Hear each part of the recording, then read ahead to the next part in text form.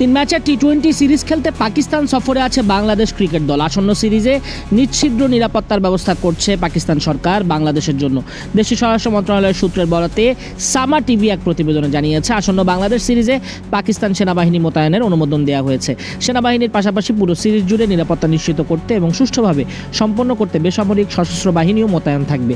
সাম্প্রতিক সময় দুই চিরপ্রতিদ্বন্দ্বী দেশ ভারত পাকিস্তানের ঘটনার কারণে এই সিরিজ হওয়া নিয়ে অনিশ্চয়তা তৈরি হয়েছিল। পরে বিরতি কার্যকর হলে নতুন করে বিসিবিকে পরিবর্তিত সূচি পাঠিয়েছিল পিসিবি।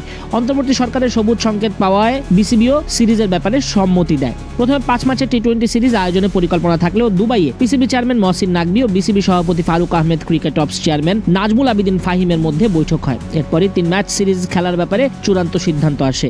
আগামী 28 মে থেকে 1 জুনের মধ্যে সিরিজের সবকটি ম্যাচই হবে লাহোরের গাদ্দাফি স্টেডিয়ামে। দুই দলের 20 ওভারের এই লড়াই শুরু হবে 28 মে প্রথম টি-20 দিয়ে। এরপর 30 মে ও 1 জুন সিরিজের বাকি দুটি ম্যাচ একই ভেন্যুতে অনুষ্ঠিত হবে। বাংলাদেশ পাকিস্তানে পা রাখবে 25 মে। পরবর্তী দুদিন অনুশীলন ক্যাম্প করবে লিটন দাসের নেতৃত্বাধীন দলটা। সিরিজের প্রতিটা ম্যাচই শুরু হবে বাংলাদেশ সময় রাত 9টায়।